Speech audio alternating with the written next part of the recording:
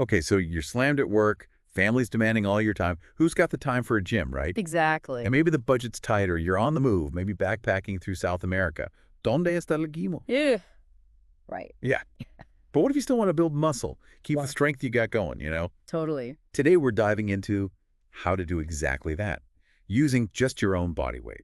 That's right. No dumbbells, no fancy equipment. Just you against gravity. And we're going deep with this one, folks. Yeah. We're not just skimming the surface.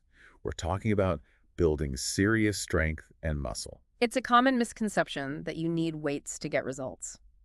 But trust me, you can push your body to its limits using just your own weight. Absolutely. So to guide us on this journey, we're looking at How to Build Big Muscles Without Weights by Paul Becker, written way back in 2000. Yeah, it's kind of a classic in the world of bodyweight training. And what I love about this is that it's all about efficiency and effectiveness. It's about getting the most out of your workouts without any extra fluff. And there's this great story in the book about Paul's friend, Joe. Oh yeah, tell me about Joe. So Joe's dad wouldn't let him lift weights, which is a pretty common story, right? But this sparked this whole thing for Paul. He was like, okay, how can we make bodyweight exercises seriously challenging? It's like that saying, right? Necessity is the mother of invention. Exactly. But Joe wasn't exactly buying it at first. Paul mentioned something about Joe being too busy feeling sorry for himself and performing satanic rituals to curse his dad, which, hey, teenage angst, right? Classic. Okay, but Paul, being the fitness enthusiast he is, kept researching. He did, and he stumbled upon this old school training method called dynamic tension from, those classic Charles Atlas ads in the comics. Oh, yeah, I remember those. The insult that made a man out of Mac. That's the one. You know, it's funny because when I think about those ads, I just imagine scrawny guys getting sand kicked in their faces at the beach. Right, but when Paul actually looked into the course, he realized it was all about calisthenics and isometrics. Isometric, so like holding a pose. Kind of, yeah. It's about contracting your muscles without actually moving the joint. So like pushing against a wall that won't budge. Oh, I get it. So Paul started thinking, okay, this dynamic tension stuff could be good, but how do we make it even more intense? And that's what we're here to uncover today. We're not just talking about what exercises to do, but how to really crank up the intensity and get the most out of them. All right, let's dive into the first technique. First up, it's all about high repetitions. Oh, so classic, right? Just bang out as many reps as you can. Exactly. We're talking about sets of like 60, 80, even over 100 reps if you can handle it. Now, at first glance, you might think, well, that's just for endurance, right? Yeah, I think so too. And it definitely helps with endurance. But here's the thing. Those high reps can actually prime your muscles for growth.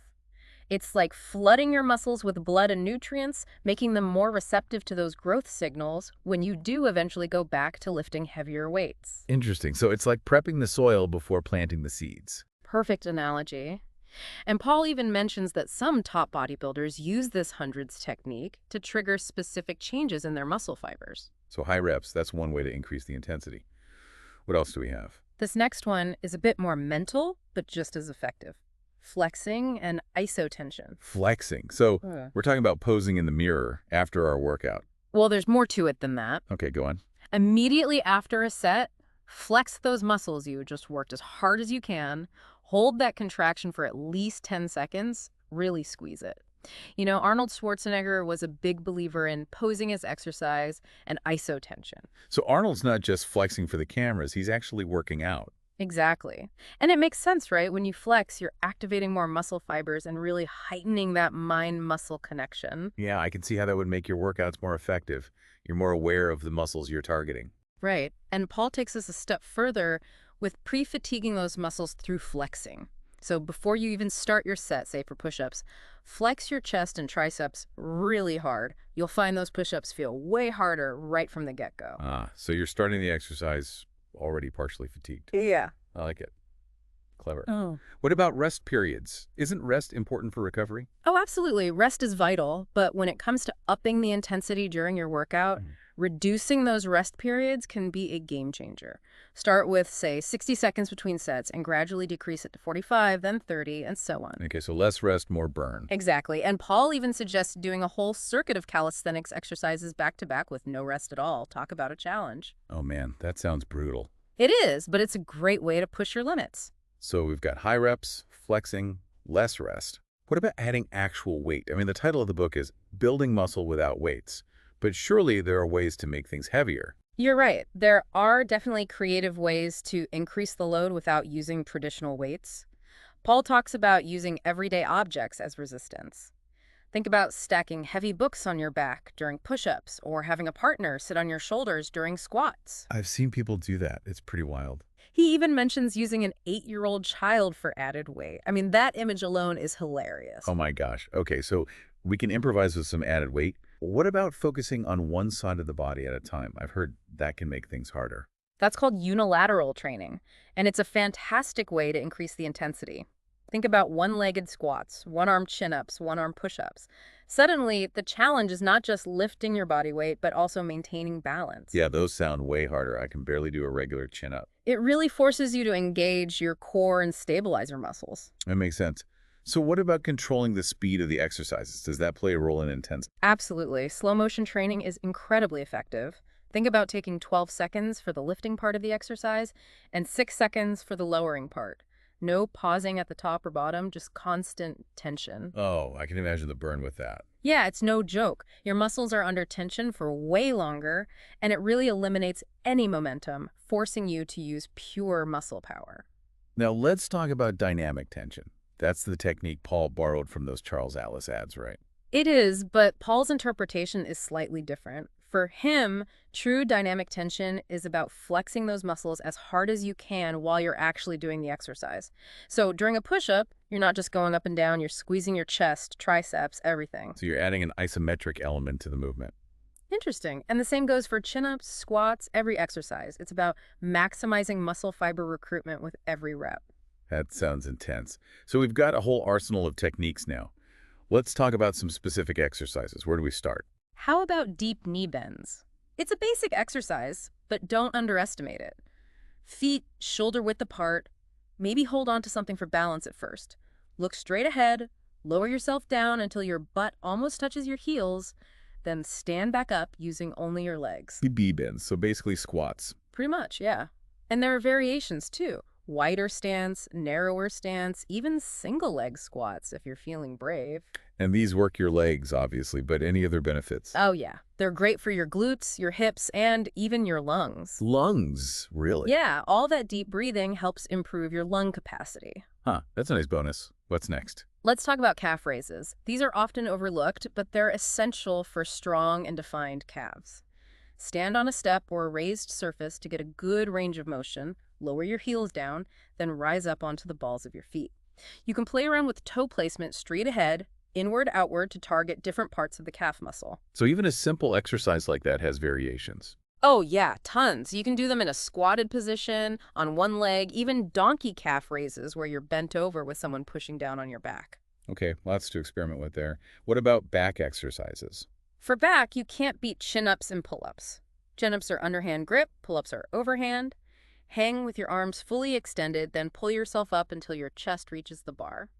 Lower yourself down slowly. You can find pull-up bars at parks, schools, even install one in your doorway at home. Yeah, I love how accessible these exercises are. You don't need a fancy gym membership to do them. Exactly. And there are variations for these too.